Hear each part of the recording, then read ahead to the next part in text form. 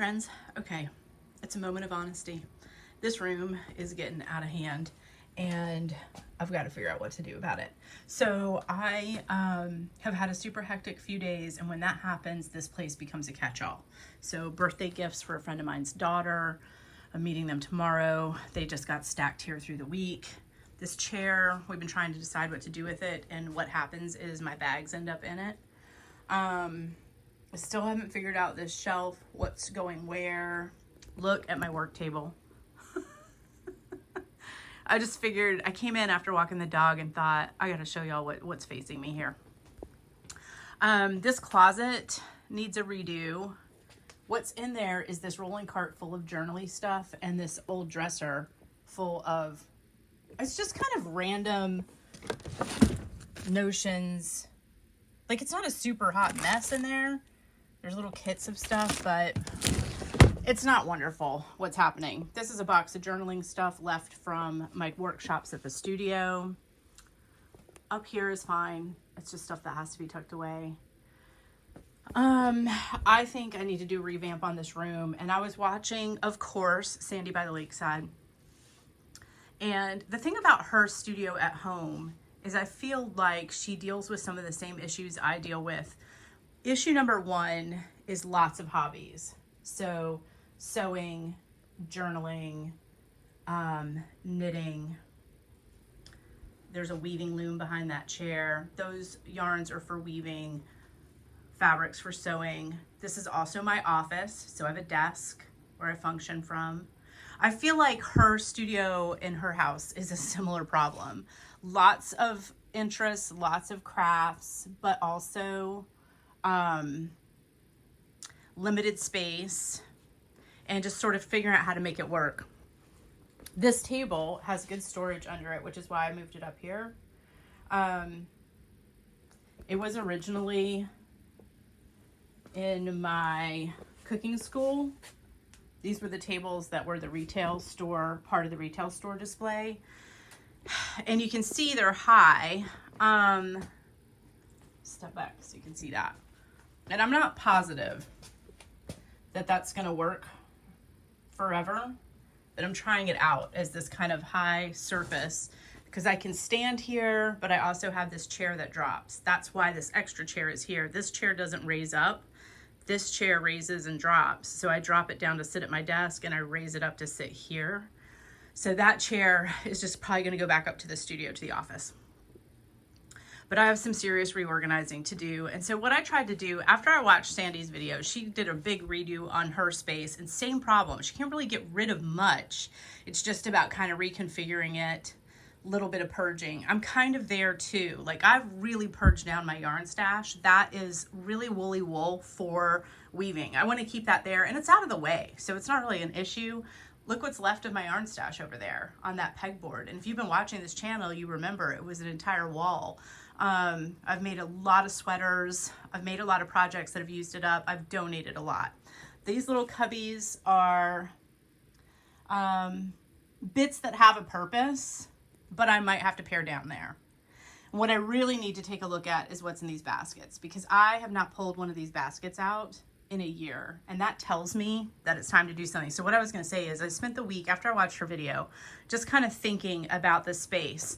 So, like, see, these pegboards aren't used. That's because this TV is going. Obviously this TV is too big for this room, so my husband's ordering a smaller TV, which is going to give me some room on that pegboard. So I didn't order the accessories for it yet, because the accessories could overhang the sides by a little bit once that TV's gone, right? So there that sits, just waiting to be used better. I thought about what's down in these tubs and what I've actually never touched in a year or more. So there's some donation that needs to happen down there. There's just a lot of bits and bobs. And this cart needs to be completely overhauled. And I think if I get rid of some stuff in those tubs, a lot of what's on this cart could go over there. Then I could empty this cart, and the cart could become a station for my sewing machine and my sewing supplies. So it's just time to reconfigure it. It's Saturday, and I don't know how much I'll get tackled today, but I'm just kind of quiet and in the mood. You know how it just sort of the day picks you for this kind of project. So let's see how I do. Okay. So a quick tidy up on the table did not take long. And this is my little stack of things that I'm filming for you guys this weekend. So I'm just kind of leaving this here. I got out my embroidery again, and that's in this tin. And I'm actually currently working on that. So I'm going to just leave that here because it is actually being worked on right now. I need to take my watercolor waters to go get cleaned up and get that plate out of here. But basically, the table's fine. It is a quick cleanup for as chaotic as it looked. It does tidy up really quickly. I did a book purge not too long ago, but I might need to do that again too and just get really honest with myself about what needs to stay or go. So let's take a look at this shelf in a little bit. All right, so the big cleanup went pretty well. There's a little echo coming in to check on me. It may not seem like it at the moment, but I did a big cleanup on that cart, which is my watercolor cart. I haven't touched this shelf. That's fine. What I did was get this cart emptied. See, all empty containers, empty basket. And then the few things that are down there are hole puncher, a little art kit, and stamps. So I need to just sort of decide. I actually think that I'll have room in this for those tools. When I went through this dresser, it turned out it's not so bad. Those bottom two drawers are just empty project bags, which is fine. They can stay there. And then the top few were just random kind of tools. It really wasn't very messy. So I think I'm just going to leave it be, but I bet I can find room for the other stuff in there. So I cleared this board off and moved a few things over here. So far, I'm okay with the top of this just being like this for now. At least these plastic tubs, which have a lot of good journaling stuff in them, are accessible now. And then stack, believe it or not, that whole stack is partially used journals, a tub of Travelers passport size inserts, and then of course my past ones, which I've shown you guys many times. Greeting cards, and I went through and did a mega clean. These are some partially used journals that I'm still in, and then a couple tubs of cards. And I really did a cleanup on those too to make sure they were cards that were relevant and made sense and I would use. Cleared off my workspace pretty well. It's always going to be pretty cluttered. There's a lot of stuff there. And what I'm not loving right now is this. So these project bags do not have whips in them. If you are a knitter and wondering if those are whips, the answer is no. I am a monogamous knitter. I know that's very, very rare. I do not do multi-projects at a time. But what is in these project bags are essentially kits that I made. So the yarn plus a pattern, yarn plus a pattern. This is actually a finished object that needs to be blocked. Yarns for either a cowl or a Sophie shawl or scarf. So these 1, 2, 3, 4, 5, 6 bags, that's what I'd like to find room for in these baskets down here. So that's the next project, is to figure out what to do with what's in those baskets. So it was a good start. My husband walked in today to do something on my computer, and I said, "Can you even tell?" And he said, "Oh yeah, you can feel in here the space is just bigger. There's just room to move around." I know on camera it doesn't really look like it, but like there's walking space. We still haven't figured out what to do with that backup chair. I think it is just going to go up to the studio office. So there is the first update there. So I'm going to go meet a friend of mine for coffee, and there's a really, really cute bookstore right next to the bagel/coffee shop where we're going. And it's another friend of mine's birthday next week, so I'm going to get her a gift there. And then I'm going to come back, and I'm probably going to do a video for us today. I let you guys know that I was thinking about saying goodbye to Hobonichi this year, and that's the plan. I'm putting a pause on Hobonichi for the moment, and I got this other little planner instead. So I want to show you guys that when I get back, and also take a tour of the Flow paper book that we talked about last video. And if you haven't watched that last video and you're curious about it, feel free. But I picked that up, and sure enough, they did have it at my Barnes&Noble. I was really surprised by that because I live in a very small town. Our Barnes&Noble is not outrageously well stocked compared to ones that are in bigger towns. Even if I just go up to Jacksonville or down to Orlando, I'll find a completely different setup of Barnes&Noble. But sure enough, there it was over by the magazines is actually where this was. So we'll do a flip through, overhead flip through, so you can see what they did with this edition if you're interested in going to pick one up or order one. And then I'll show you, I'll do a little tear into it and set up a page in my favorite little fall journal and show you how I'm using that. So I'm going to meet Elizabeth. When I get back, we'll spend some time together. Well, hey, so I just got back from walking the dog after having a bagel with my friend Elizabeth and her 6-year-old daughter, and we had a great time. I found at Barnes&Noble when I was there the other day, they had Cat's Cradle, plus it was a flip card booklet of like all the string games that we used to play. Remember those? And it came with a cool piece of string. Garner went bananas. Elizabeth remembered how to do it. I cannot believe it. And I just got a text from them since they got home. That's all the neighborhood girls have been doing in the driveway, is teaching each other how to do Cat's Cradle. And I was joking. I said, isn't that funny? These kids grew up with iPads and iPhones by the time they were, 3? And we played with string. And guess what? It turns out it's pretty fun to play with string. I hope you enjoyed the little thoughts about cleaning this space up. I'm always interested in crafters' space. I'm always interested in people who work from home, what they're doing with their space. I like to see the clutter. I like to see it clean back up. I think it's really inspiring. And so I hope you did as well. Let's take a look at a couple of journals. That's what we're all about here. I went in last night and had to do a little bit of backfilling on my Hobonichi, just a couple of days, because I've been super busy this week. So I want to take a look at that, an overhead of the Hobonichi, and let's just chat for a minute about the pause on Hobonichi and why I'm doing that. It's because it's pretty concise and clear. I don't think you need visuals on this. As y'all know, I said that I was going to not jump in on the bandwagon of the Hobonichi 2026 calendar launches on the website, in part because I wasn't buying any of the specialty items like the newly released covers or the specialty weeks or things like that.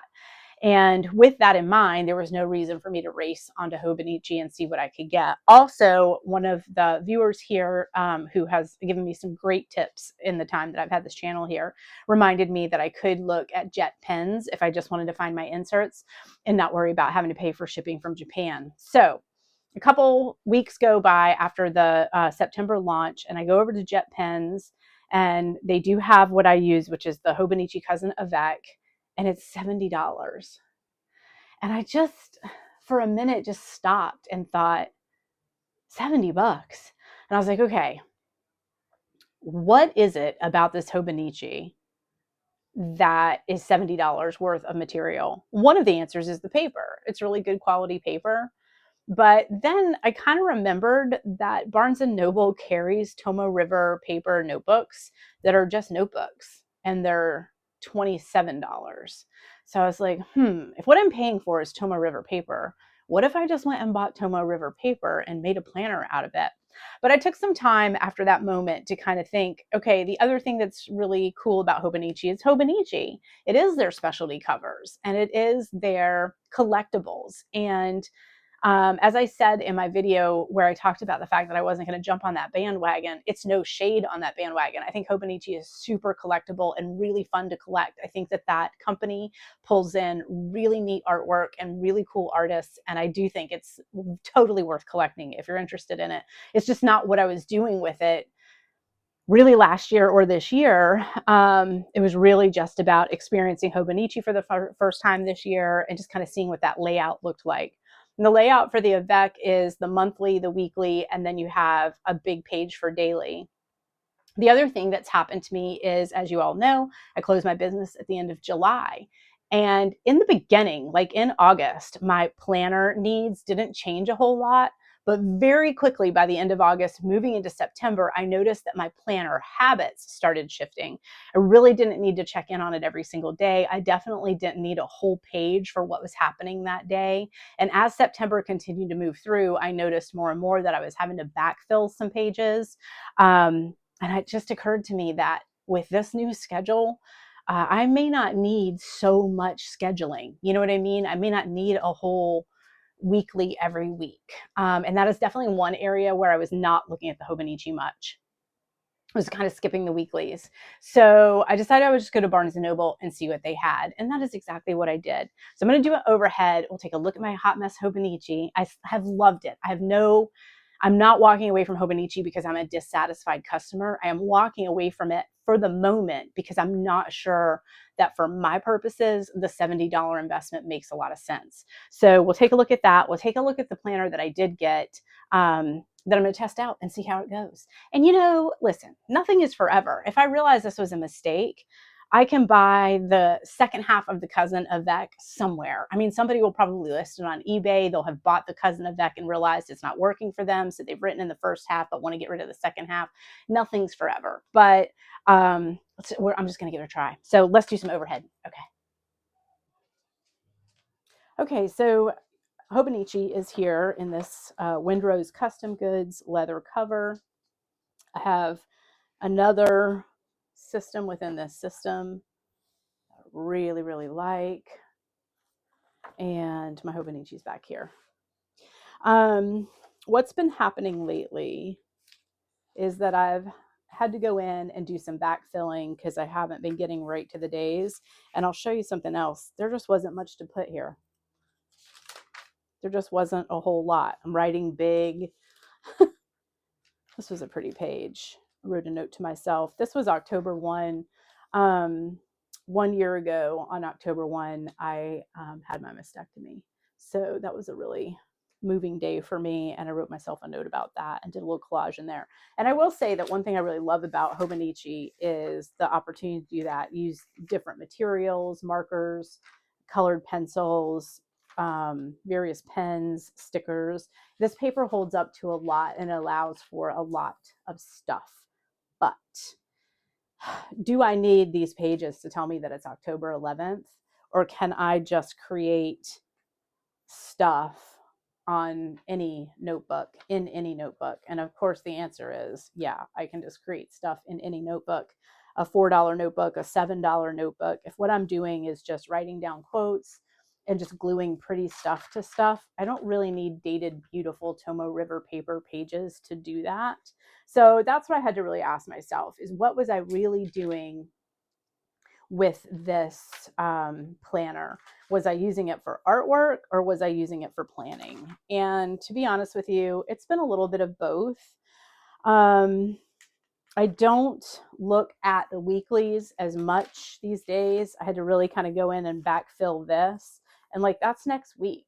There's just not much happening that requires big, long drop downs. I keep my to-do list for chores and things like that in a different place anyway. So that really wouldn't matter here.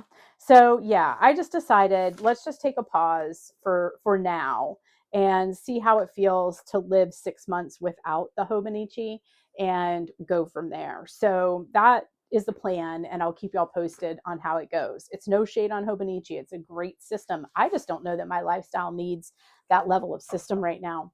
So I went and checked out Barnes&Noble. They carry their own line called Paper Source, and it's doing so well that Barnes&Noble is actually launching some Paper Source stores that I believe will be opened up next door to currently existing Barnes&Noble stores that will be nothing but journals and stationery in their Paper Source line, and I assume the other lines they carry as well. I think that's pretty impressive. This is a 2026 planner. It was $29.99, which is not inexpensive. However, unlike Jet Pens, I am a member at Barnes&Noble, and so I had, I think, $10 in member points saved up, plus I get points towards other purchases, and I buy a lot of things from there. So in that sense, this price came down a bit as well. I like the color of the cover, and it's sort of this fake leather, I think. And I just liked the color of it, sort of a cognac-y orange. And yeah, so it's a 12-month plus a weekly. So what it's doing is getting rid of the big Hobonichi Today page and just going for the week. it's got enough breakdown in the week. So, you know, like to do, if I did want to list some chores here, if I'm meeting somebody or something like that, those can get written here. And if I wanted to do some little stickers or something kind of cute, there's space within here to make that happen. Plus, there's this note. I like the weekly wins, and I like that it shows my current month and the next month on every page. I can kind of see where we were and what's coming, or yeah, where we are and what's coming.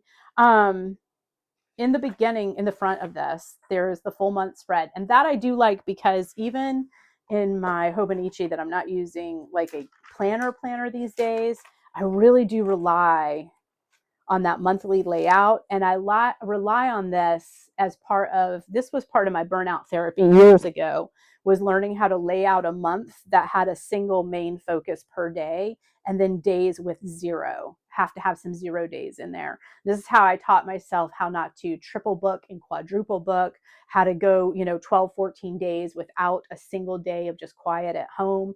I learned how to do that by paying attention to a monthly spread. And so I really like having that monthly spread. So I don't have to refer to it like day to day. What am I doing today? What am I doing today? But just as an overview, it's handy, and it helps me keep myself from overbooking. So for example, if I put in here that I have an appointment here and I've got a luncheon here, and a friend texts me and says, hey, do you want to get together on the 9th? The answer is no. I want to get together on the 16th. I've already got a couple things here that are going to wear my brain out. I can't do 3 in a row. It's just who I am. So I love that there's a monthly. And so that's how that runs through. And then you go into your weeklies, which I really like. And then check this out. I didn't worry about having a whole lot of notes, although there are plenty of pages back here for that. I'm actually going to start up my happiness tracking again. I could potentially create those trackers back here, and I may do that. Sorry, I don't know why I'm wobbling this table so badly. I could create those happiness trackers back here, and I very well may. So I'll see what I use that for. It could also just be for notes, but here's what's really fun. Look at all the maps you get with this planner. So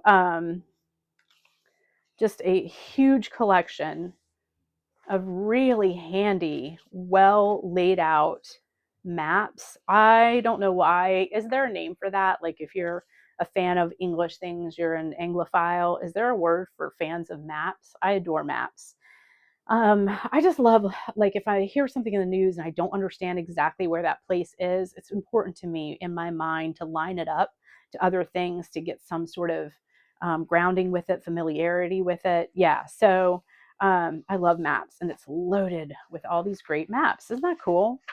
So that was a cool little bonus feature in this particular one. I don't know why they decided that would be so valuable, but I'm glad it's there. So it's simple and clean. Let's see how it does. I think it's going to be good for actual planning. I think this is what I want to plan in.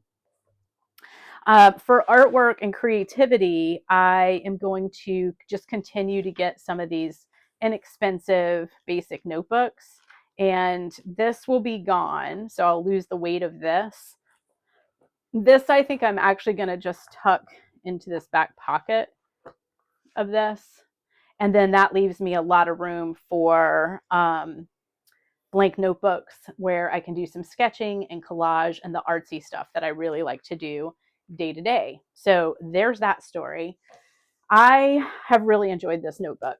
I showed you guys this in the beginning of September. I started this little autumn fall journal, and this has really won my heart and my attention. This is more where I want to spend my time than on quote unquote planning. So it's another reason why the Hobonichi expense didn't really make super sense to me right now in my life, because I'm just loving this. I have another one of these B6. Here's, like I said, I just come in and create some pages to journal into. So some days I do this and some days I do the actual journaling. And I love having that freedom. This is like a little morning coffee journaling session. I have at least one more of this exact same B6. So I'll start up another one when this one fills in. So I am really happy with how this is going. And I think that this is a better cure for my artistic daily needs than putting that into a planner system. This is, I remember I went to lunch with a friend that had just gotten back from China a couple weeks ago. This was the journal he brought back from me for there. And so it's a traveler notebook size cover, but it's the Daily Paper is the brand. This came out of China, not Japan. And it's really cool. It almost has this like cityscape embossed into it. There, you can see it a little bit better there. This kind of cityscape, and it's this suede leather, but the insert itself is a standard TN traveler's notebook size. So that'll be easy to refill. And what I'm doing with it is using it as my kitchen journal, which I wanted to start. Just taking some kitchen notes. I've just been keeping it in the kitchen and using it there. It's nice and slim. It slips in right by my cookbooks, and it came with this really pretty pen, two-tone green pen. I've loved that. That's just a little treat, just sharing that with you. Look at this guy. I don't know why I cannot get this journal going. Is this the prettiest journal you've ever seen? It's hard, gold embossed edges. I cannot get this journal going. It is so strange. So he's so pretty, and look at him lined up with like all my journals. I mean, it's just a beautiful, but for some reason he hasn't found a home yet. So we'll see what happens with that. And while I was at Barnes&Noble, sure enough, they had the Flow for paper lovers. We talked about this last video. A viewer kindly turned me on to this. A couple of you had mentioned that you love Breathe magazine. I do too. And I didn't mention that in that last video, but if you have not found these as part of your life, I highly recommend them. This is the journal issue. It has a 52-week planner, setting goals and intentions, activities for inner peace, practicing gratitude. Look at the artwork in this magazine. I mean, they're just beautiful. They're really nice to read. And I also just hang on to them. I never let these go. This one is from 2019. And here it still is part of my collection. The mindfulness special. Just such great info and great articles. I actually write in them sometimes like they're a journal, make notes to myself. Pretty cool. So I actually find these at my grocery store, just in the checkout aisle pretty often, but Barnes&Noble carries these as well. So if you are not into hanging on to them, these definitely would be great for tearing up and using in your collage work and stuff too. It's just beautiful artwork all the way throughout. They're really lovely. I actually give these as gifts sometimes too, like with a birthday card and a copy of this magazine. That's as much as we need to give each other, girlfriends. You know, we all have plenty of stuff. But the Flow was new to me. This I had not heard of. And so I was really excited. I have shown you guys the Barnes&Noble Paper Love version of these paper books. I showed you this in the last video. It's how I've created so much of the journaling pages for my little autumnal notebook. And my Barnes&Noble has maybe 6 right now, different versions of this Paper Love paper books, but I don't know who produces these. And let's see.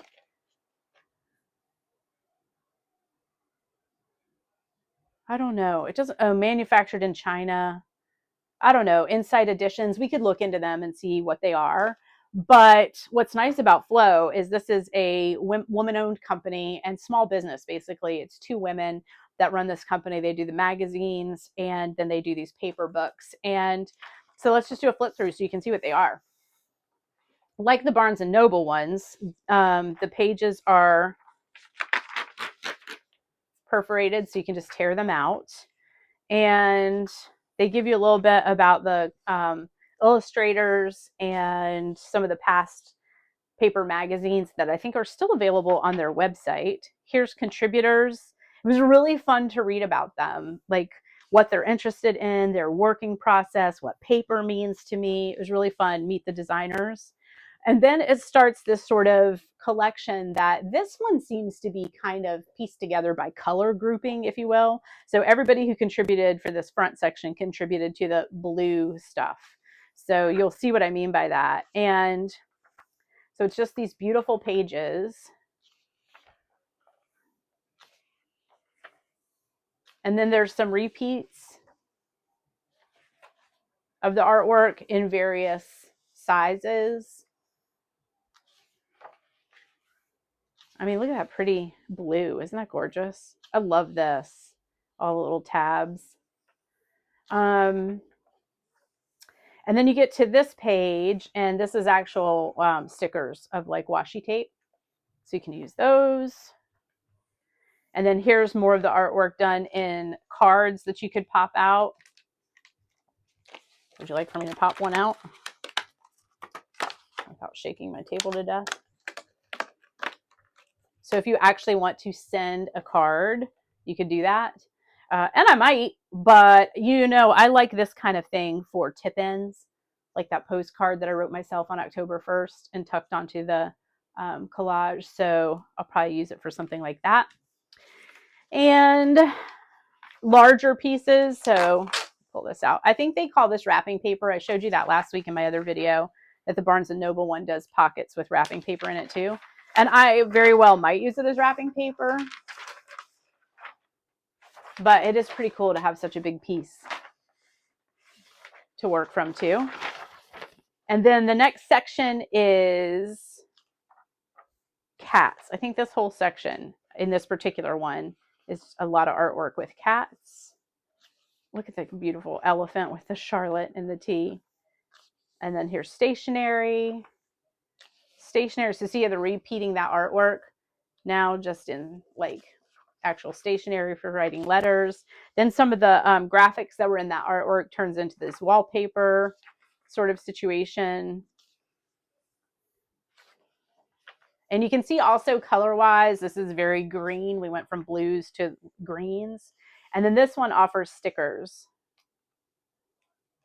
of that. Like we had the washi tape stickers, and now these are stickers of the artwork stuff.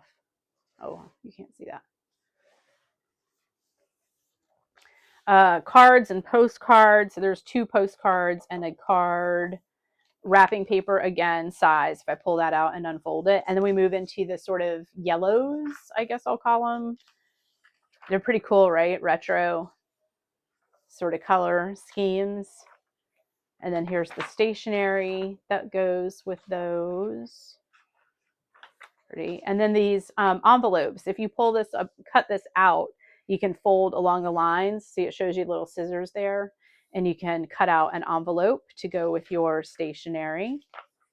And then stickers. I love that. That was a cool little sticker. I like it. Cards or tags for gifts, wrapping paper. And then when I was checking out, this started falling out of it. And she was like, oh, there's something in this. There's something in this book. I think she thought I had like smuggled something in there. And I was like, yeah, it's part of the book. You'll see if you open it up. And then she saw that it matched and saw the glue. Isn't that funny? I think she thought I was trying to steal like a notebook or something. But this is another little notepad that you can take out or pull the little pages out from. So that's in there. Very cool. Cardstock version, because that's what that was glued to. And then check out the calendar. So January, February. Look at the beautiful artwork. I think these would be fun to pull out and mount onto something, and maybe punch a hole and a little ribbon and just hang them up and just have a really fun calendar going. Just pull each page off of your little ribbon that you punch through it. I'm not quite sure how I'll use the calendar, but I'll keep y'all posted on that when I get there. I just haven't put any thought into it yet. But I do think that I will use it because it's so beautiful. It's such cool artwork. Absolutely love that. Then we have tags of the months.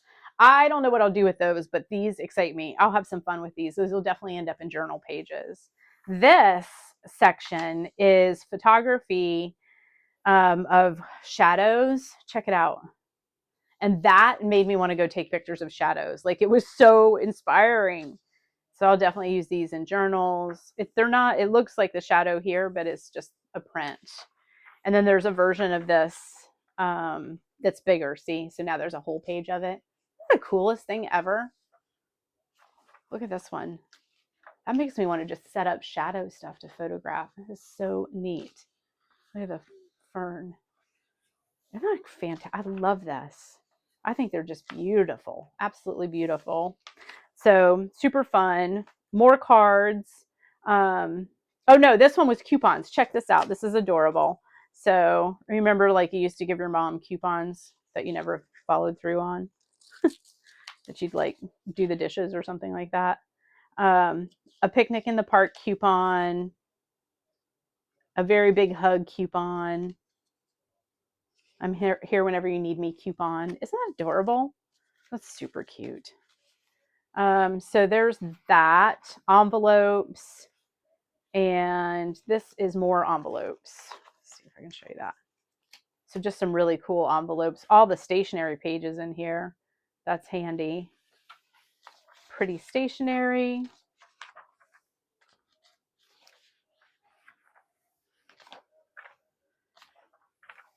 And then more of these pretty blues. What I mentioned last week is, if you're like me and you like to tear out parts of your pages, one thing is you'll have to decide which side you like best. Because like if I want to tear one of these stars out, I'm going to tear into the star on this page. So I have to just kind of commit. But I think that's kind of the fun of it too. Then they do lettering, and check this out. What I really like is that there's repeats. Remember in my autumn, I showed you guys this. I had to tear a U in half because in the paper source books, when they do lettering pages, they give you one of each letter. And so this was an O that I had to tear the top off of to get 2 U's in my autumn. So I love that this one gives you multiples in different letters when they do their alphabet. So you have a few. So if you have a word that has 2 L's in it, you'll be able to make it work. So I think that's fun. And then stickers. How good is that sticker? That's so good. I like nonsense stickers. I don't like things that are really literal. I like things that are more just artistic. And then, oop, that sticker is wanting to come with me, so I'm going to put him here for now. These little punch out letters, I like the size of those. Another one that would be considered wrapping paper. And then this, I wish that you could feel this, but this material, I don't know that you're going to be able to see it, but they've done a texturized paper here. So it feels almost like a really thin canvas is how I would describe it. So those are neat. I mean, you could definitely, if you had a book cover that you didn't love, I think you could wrap a book in that texturized paper. Really beautiful artwork. I think you could frame these if you wanted to do a little gallery wall, or just pin them up on your favorite cork board, something like that. I mean, they feel like artwork. They're really cool. And even these are that texturized paper. So now it's just the same artwork in the smaller forms. Aren't they neat? It's just so inspiring. It just makes you want to jump in. And then these are wallpaper. And then this is just a really heavy cardstock set of postcards. I'm gonna have to tear this. You know I don't mind tearing things, so. So here's postcards of all the artwork. Aren't they beautiful? And you can see they're glossy, hard cardstock postcards. Really cool. And then here's the wrapping paper. Stationery.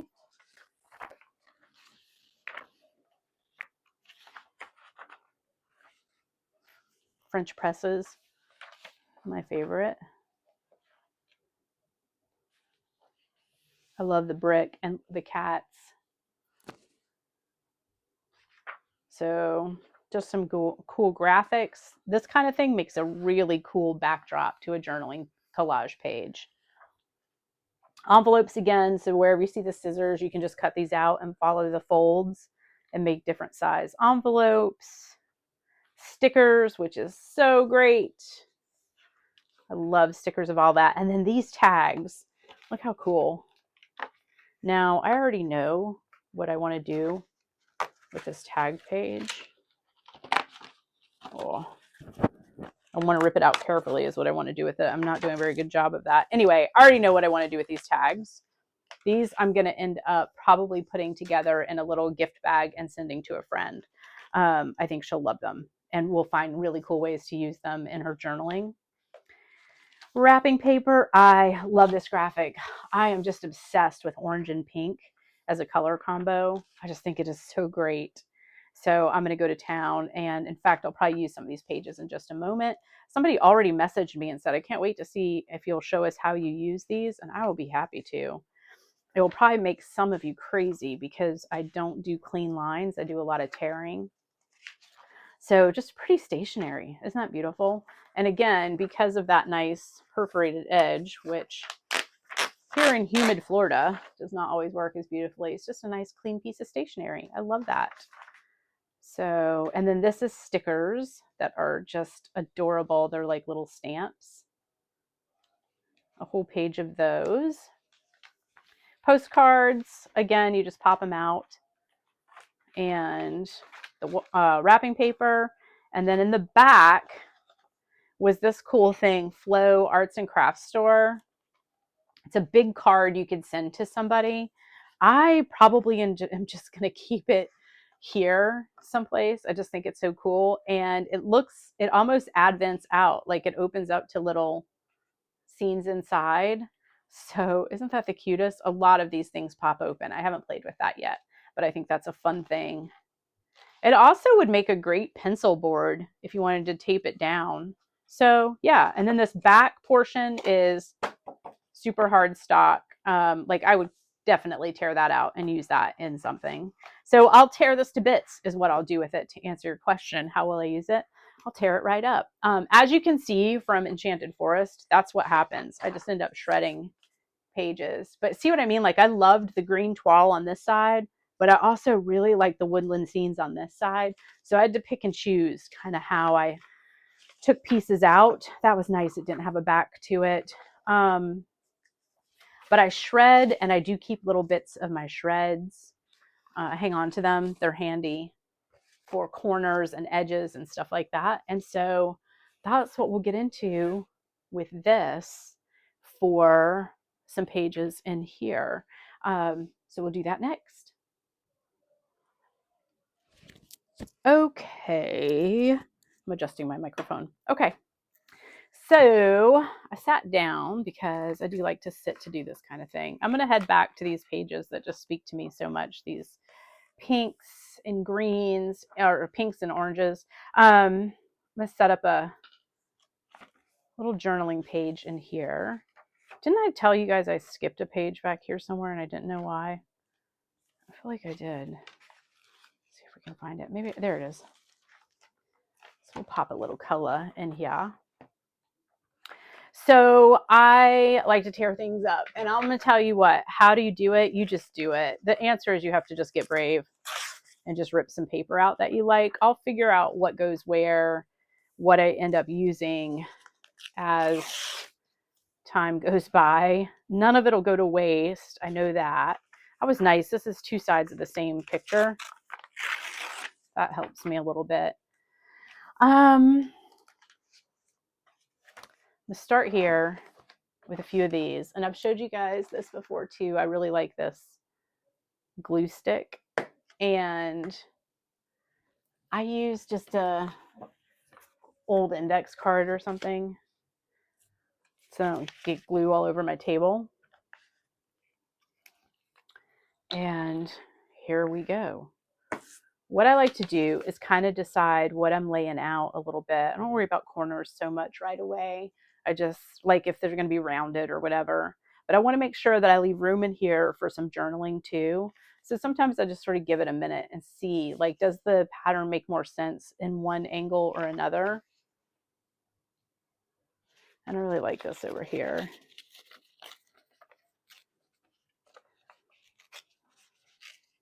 So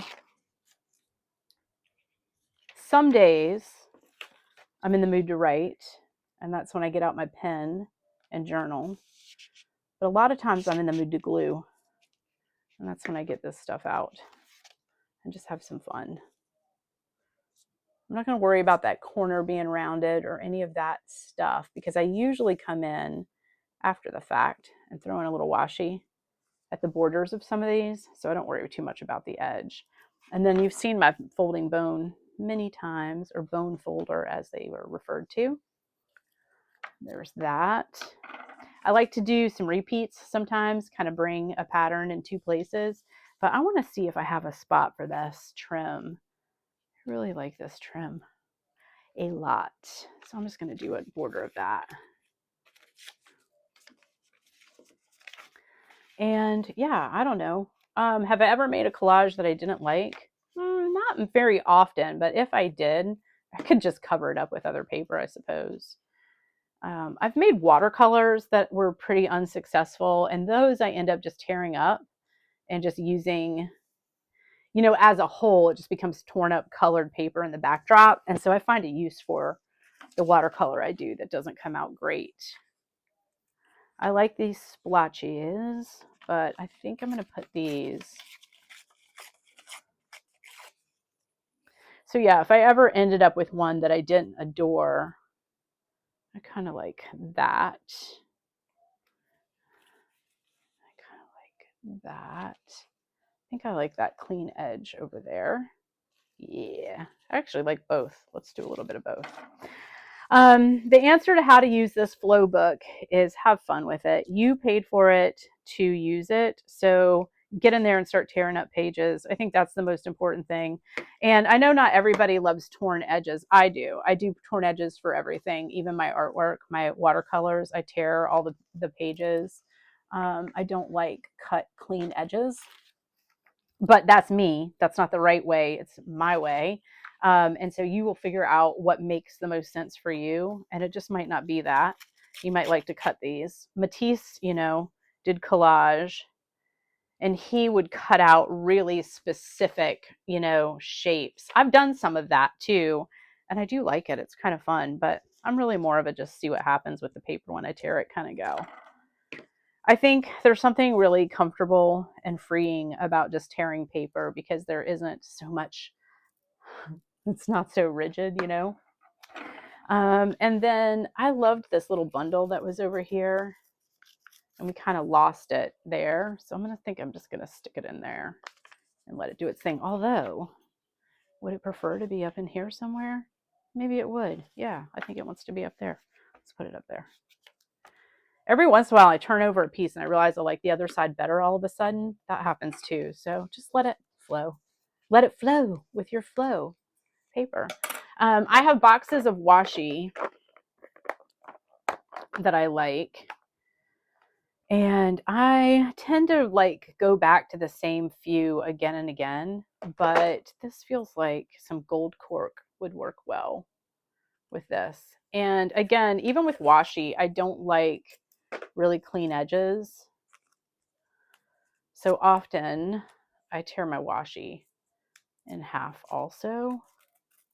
I like little blips, little blops of washi here and there. But as I said, I didn't worry about this corner because I felt like it's very possible that I would end up coming along here. And I don't want to cover up those flowers. That's too much. I like that. And then I like to just put little pieces here and there too, as if they're taped in. Obviously, this paper is glued on. It's not taped on, but I just like the look that it gives sometimes. Yeah, a little glow there. And I also like to layer up washi on occasion. So do a little piece and then do a little piece. Sometimes I'm looking for a little bling. What I'll say about this is the gold doesn't stick very well, and then I feel like I have to put tape over it, and then when I put the tape over it, it doesn't, it's not as gold as it used to be. I told you I'm in love with this rose gold right now. I'm gonna have to figure out where I bought this because I'm starting to run out and it's making me nervous. I don't want to be out of it. I'm just randomly putting wherever I think we need a little bling. I mean, if you're wondering what's making me make these decisions, it's just where we need a little splot of color, a little sparkle is what's making me make these decisions. So, you know, right in there. And I think that's a pretty decent example of kind of how I get going. I don't love this gap right here. I'm going to take a tiny piece of this and clean up this bottom line. I like that better. Do a little bit more of that here. Like I don't like seeing the edge of that paper ending. I like that better. Yeah, I like that better. More better. And then like we need a little blob of color there, but I don't want a straight line there. I don't know why. I mean, I don't even know how I figured out that I like to do this. It just happened one day. What really happened is that my husband was napping on the couch instead of actually watching football. And I was messing around with my first passport size notebook, and I just started gluing stuff together. And I mean, just paused for a moment and went, oh my gosh, I really love what I'm doing. So there's what I'll do there. And that's as much as I'll do on this page, because this is going to end up being journaling space, right? That's what I'm creating here, is some space to do a little bit of journaling. So I'll leave it alone with that, versus when I do full page collage where I just go to town and just completely cover everything, like here. And that's where I'll start adding like movable parts and things like that. Where else have I done that? In here. So I do, and I love these blanks because I'll fill those in with collage. I think that's the only real collage I have in this notebook right now. But so there's full page collage where I'm actually trying to cover something or enjoying the process of just covering. But even within this, I left a couple notes where I can put some quotes down and do a little bit of journaling in there. But these pages that I'm creating in this notebook are very specifically meant to leave room for writing.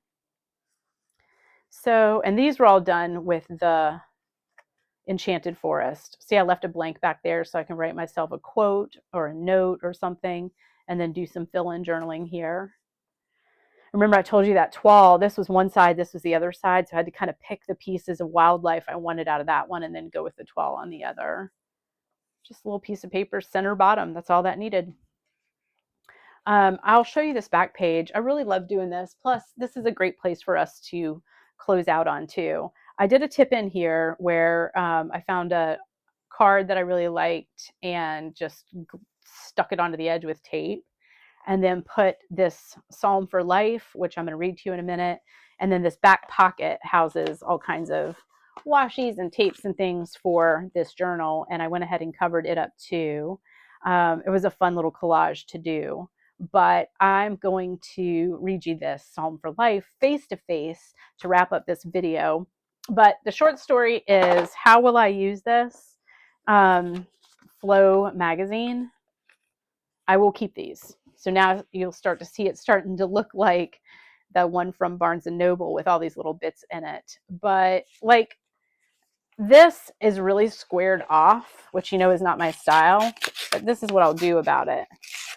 I'll rip it out and then I'll put that squared off piece onto something else. You know, I'll stack it in another spot and put some washi there and make a little card out of it or something, or do a little quote on it there. So anyway, I got to stop talking about it. I get addicted to this stuff, and I do this often in the mornings. I'll get a cup of coffee and sit down and just crack open a blank page and just start gluing stuff to it. And what I love about this is that it falls into the category of, for one thing, it's art without a purpose. And what I mean by that is that there's no competition. It's not going to a juror's show. I'm not showing this to an art teacher. It's just for me and for my eyes. Does it have a purpose? I mean, yeah, in a way, because I'm going to journal around it. But truthfully, it's just for the sake of creating pretty space. And that's good enough for me. And I think it's so valuable. You know, we do that as tiny kids. It's the first thing that happens as a 3 and 4-year-old. You're handed crayons and markers and told to scribble scrabble. That is art without a purpose. It does have a purpose. It calms our brains. It recalibrates our central nervous system. It certainly serves an amazing purpose.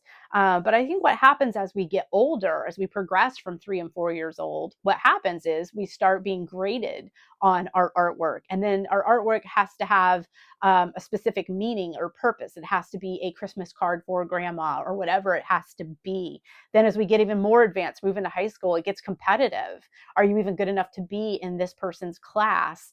Can you potentially even get into art school? It just goes on and on. Start creating for the sake of creating. That's all that matters. Tear stuff out and stick it, and have a good time with it, because it is just so much fun. All right, let's do a little reading together face to face. So flow for paper. Thank you for the viewer that showed me this and turned me on to this. I'm happy to have the paper Love Ones from Barnes&Noble. That's great. But if we can support small business and women owned, we need to do it. And I think this is a fun way to do it. Now, listen, like I said, if my Barnes&Noble has it, gosh, I think any Barnes&Noble would have it. But you can always check with them. If they can get it into one store, they can get it into every store. So you can just ask them to. So my dog is moving his dog bed out of the room. Okay. Here is our little reading today. I found this in, of course, Simple Abundance, because I get so many things from her. And hang on one second. I'm going to pause him for a minute. That dog. Okay. So in Simple Abundance, I do not remember what day this was that this came up, but it's a psalm for life. And here's the quote. Let us then be up and doing with a heart for any fate, still achieving, still pursuing, learn to labor and to wait. It's by Henry Wadsworth Longfellow. And she gives you this kind of breakdown of this psalm for life and why she loves it so much. And I kind of took cliff notes, if you will. So let us then be up and doing. You can dream about it all you want, but if there is a dream you are trying to pursue, you're going to need to take action. So let us then be up and doing. With a heart for any fate. This is really key for me, and for some of you too, I know. Perfectionism is real, and it's so funny because when you hear perfectionist, don't you sometimes feel like then they must get a lot done and do it really well? It's really often the opposite. Perfectionism is a brick wall. It stops things from happening. So with a heart for any fate, if you have a dream that you are thinking about making happen, one, enough dreaming, it's time to start action. And that could just be writing a mission statement, writing an outline. It could be looking up costs involved. It could be looking at fantasy locations, whatever it may be, some action. But with a heart for any fate, watch out about the trap of the motivation for whatever it is that you are doing being locked into the expectation of the outcome. We don't know the outcome. We may launch a business that falls on its face, but it doesn't mean it wasn't worth launching. We may start a podcast that nobody listens to. We may launch a YouTube channel that doesn't get followers. With a heart for any fate. Because the truth is, the action of it, the process of it, it is a part of your story. It is a part of your path. And what comes next, who knows? Have you tried an art form that just shut you down? It turned out it required far more attention than you could give it, and maybe even more money that you could put towards the supplies. With a heart for any fate, you tried it. It just isn't going to work for you, and that is fine. It is a part of your progression in your creative journey through life. So I think that's really important. Surrender expectations. Follow through with your dreams, but surrender your expectations. Do them for the right motivation, which is that you have a heart for that process. Still achieving, still pursuing. Do not stop. You are always only a moment from breakthrough. I love that. Don't give up. Today was hard. Tomorrow will be better. Today we hit a brick wall. Tomorrow we bust through it. You are always only a moment away from the breakthrough. So don't stop the process. And learn to labor and to wait. Be kind to yourself as you do both. You can work. You won't get immediate results from that work every time. Sometimes you will. The breakthrough might be today. And sometimes it's just about the waiting game. Put in some work and wait. I just think that is like a mantra for life. It could be taken in so many different ways. And so I'll read it to you in its whole again. Let us then be up and doing with a heart for any fate, still achieving, still pursuing, learn to labor and to wait. I loved it so much that I made it the last page of this book. So it's just always hard right there with the little what that kind of means to me, cliff notes taped into it. And I hope that gives you some inspiration about whatever it is that you're dreaming about pursuing. Get out there and do it. research it, make a phone call the Small Business Development Center in your community and plan a meeting. See what the next move is. Who knows? It can't hurt. So yeah, what a wacky video. I had a lot of stuff to share with you guys this time around. And I very much look forward to catching you up on the new planner. Let's see what the setup is. I'll get some collage going in there, and I would love to do some more collage work with you guys. If you'd like to see more of that, just let me know. I hope you're enjoying October and fall, and I'll look forward to seeing you guys soon. Thanks for spending some time here again. Bye.